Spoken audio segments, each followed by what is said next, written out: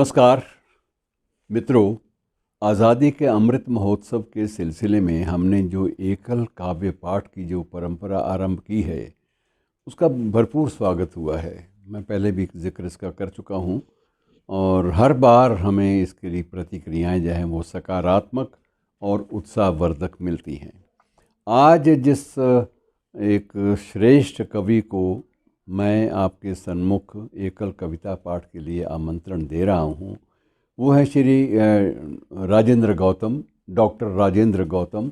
और वो दिल्ली विश्वविद्यालय से प्रोफेसर के पद से प्रोफेसर और विभागाध्यक्ष के पद से सेवानिवृत्त हो चुके हैं और उनकी 12 पुस्तकें जो हैं मौलिक हमारे सामने आई हैं। कुछ दोहे इस दौर के, आवाज़ मौसम की, ठहरे हुए समय में, और इसी प्रकार से बरगद जलते हैं।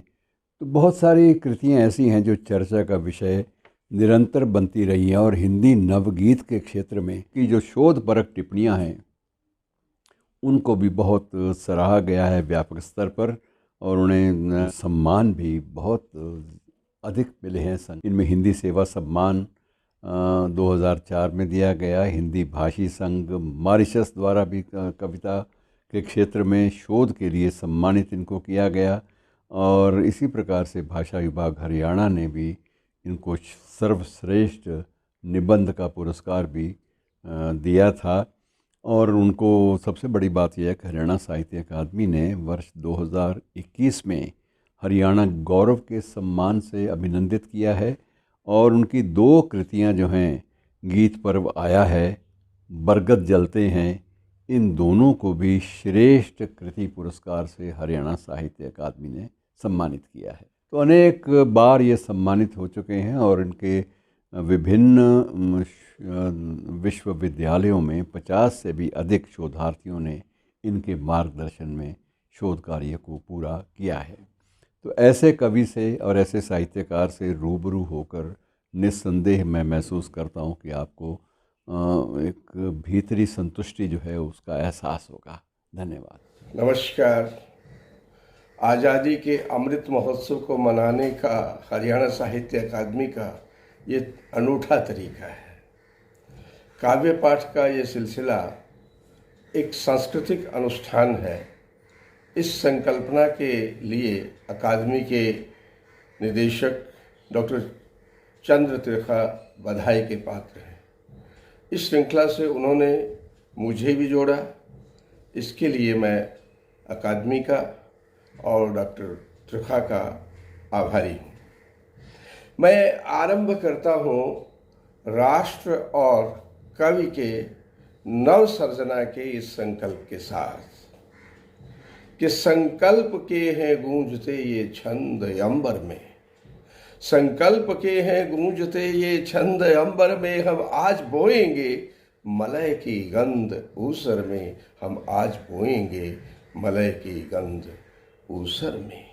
जब से हवाओं ने सुनी आवाज़ मौसम की, जब से हवाओं ने सुनी आवाज़ मौसम की, होने लगी हलचल तभी से थिर सरोवर में, यूं तो लगे पत्थर बहुत ईमान के सिर पर, यूं तो लगे पत्थर बहुत ईमान के सर पर, रह सकेगा कौन अब इस कांच के घर में, सपने भले ही हैं अभी तो धुंध में लिपटे, सपने भले ही हैं अभी तो धुंध में लिपटे, साकार पर होंगे सभी वे ज्योति भास्वर में, संकल्प के हैं गूंजते ये छंद अंबर में, हम आज बोएंगे मलय की गंध ऊसर में।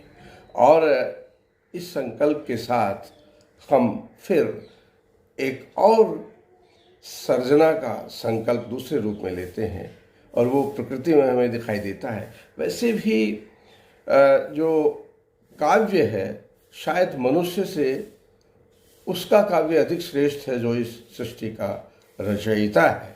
इसलिए तो कहा गया है देवस्य पश्य काव्यम, न जो भगवान ने पैदा किया है काव्य वह न तो मरता है और न ही जर्जर होता है।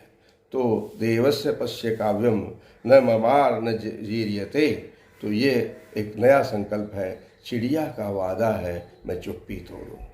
चिड़िया का वादा है मैं चुप्पी तोड़ूंगी, वर्षों से आले में पुरे हुए जाले, गीत गजल किस्सों पर जंग लगे ताले, बुलबुल का वादा है मैं चुप्पी तोड़ूंगी, चिड़िया का वादा है मैं चुप्पी तोड़ूंगी। और बौर आए आमों से सपनों पर पहरा, काफिला खुशबुओं का दूर कहीं ठहरा, कोयल का वादा है मैं चुप्पी तोड़ूंगी, चिड़िया का वादा है मैं चुप्पी तोड़ूंगी। और क्या क्या होता रहा कि बादल की बारातें आई थीं निकल गईं, बादल की बारातें आई थीं निकल गईं, पथराई झीलों से वार्ताएं विफल हुईं, सारस का वादा है मैं चुप्पी तोड़ूंगी, चिड़िया का वादा है मैं चुप्पी तोड़ूंगी। आगे बढ़ते हैं और थोड़ा एक व्यक्तिगत संदर्भ का छोटा सा गीत। यह भी क्या मुट्ठी भर यादों के साथ जिए, यह भी क्या मुट्ठी भर यादों के साथ जिए, इतनी चुप रातें किस कोलाहल से कम है, सन्नाटों के फैले सरहद तक गम है, ठहरे हुए समय में आंधी के हाथ जिए, ये भी क्या मुट्ठी भर यादों के साथ जिए। और हारी थकी हवाएं लौटी हैं पुकार कर, हारी थकी हवाएं लौटी हैं पुकार कर, सागर ने प्रश्नों का दिया नहीं उत्तर, सब सपने झुलस गए, सब सपने झुलस गए, कैसी बरसात ये भी क्या मुट्ठी भर यादों के साथ जिए। लेकिन कवि का केवल निजी संसार ही कविता का विषय नहीं होता, हम बाहर भी देखते हैं, बाहर भी अनुभव करते हैं, और कोई सवाल हमारे सामने होते हैं, उन सवालों को भी कविता में रखा जाता है। ऐसा ही एक गीत एक नए संदर्भ को हमारे सामने रखता हुआ और एक नई तरह से शुरुआत करता हुआ, तुम हमारी जान ले लो, तुम हमारी जान ले लो, ये बहुत सस्ती मिलेगी, तुम हमारी जान ले लो, ये बहुत सस्ती मिलेगी, बेदखल हम खेत से हैं, बेदखल खलियान से हैं, बेदखल हम खेत से हैं, बेदखल खलियान से हैं, कब भला दिखते तुम्हें हम एक अदद इंसान से हैं, पाँव छाती पर धरे हो या कि गर्दन पर रखे हो, पाँव छाती पर धरे हो या कि गर्दन पर रखे हो, देह अब सामान ले लो,